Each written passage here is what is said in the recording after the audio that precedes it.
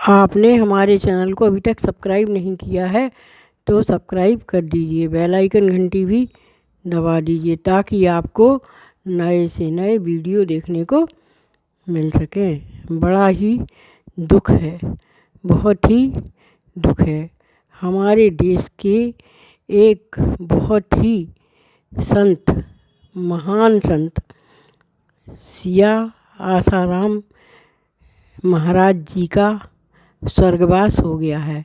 उन्होंने मोक्षदा एकादशी एवं गीता जयंती के दिन सुबह 6 बजे अपने देह को त्याग दिया है। उनके जाने से हमारे देश को बहुत अपूर्व क्षति हुई है। हमें उनके लिए सत सत नमन करना चाहिए। उनको जो है हमें याद करना चाहिए, उनके आचरण पर हमें चलना चाहिए। कौन कहता है कि साधारण सा मनुष्य कुछ कर नहीं सकता। आप देखिए सियाराम बापू जी को, जिनकी उम्र 116 वर्ष की हो गई थी, उन्होंने अपने हाथ से ही भोजन बनाया पूरे जीवन। और जो है वस्त्र के रूप में, चाहे सर्दी हो या गर्मी हो या बरसात हो, एक ही लंगोट धारण किया उन्होंने पूरे जीवन।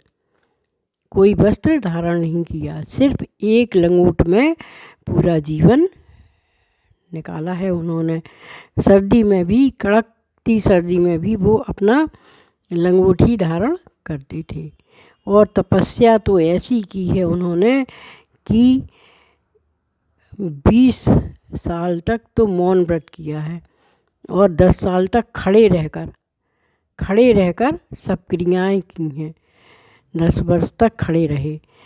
सुनते हैं कि जब नर्मदा जी में बाढ़ आई तो नर्मदा जी भी उनके सिर्फ जो है नाभि तक ही आ पाई और उसके बाद फिर वो शांत हो गई, उतर गई। उनको खड़े रहने में कोई दिक्कत नहीं हुई। उन्होंने अपने जो भी नियम लिए, जो भी संकल्प लिए, वो पूरे किए। वो हनुमान जी के महान भक्त थे।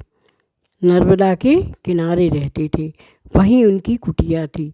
बहुत साधारण जीवन जीते थे, साधारण ही भोजन करते थे और किसी भी भक्त से 10 रुपये से अधिक नहीं लेते थे। अगर कोई उससे अधिक देता था तो वो वापस कर देते थे और वो 10 रुपये भी वो दान पुण्य में ही लगाते थे। यहाँ तक कि जब राम मंदिर बना तो उसमें भी उन्होंने लाखों का दान किया।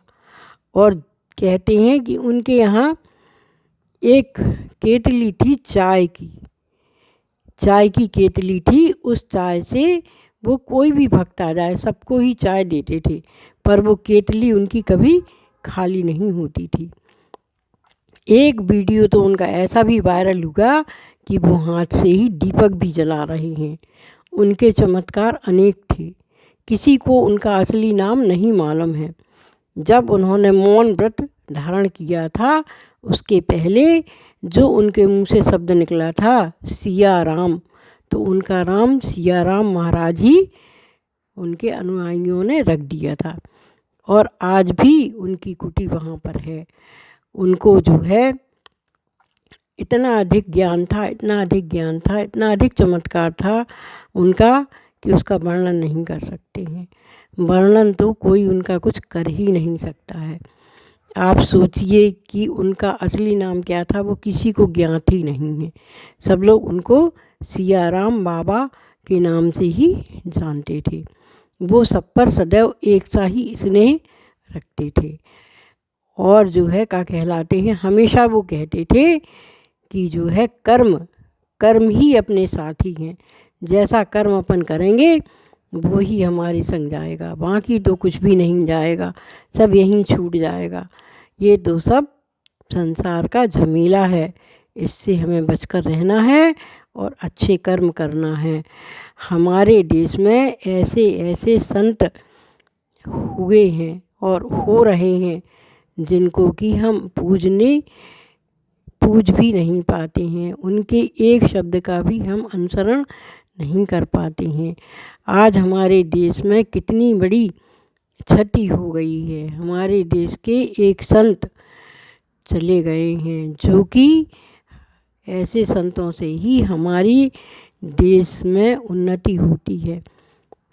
ऐसे संतों से ही यह धरती पृथ्वी टिकी हुई है। हमें उनके आचरण का अनुसरण करना ही चाहिए। जय गुरुदेव, जय गुरुदेव। हम अपने गुरुदेव को बारंबार प्रणाम करते हैं और उनके बताए हुए रास्ते पर चलने की कोशिश भी करेंगे।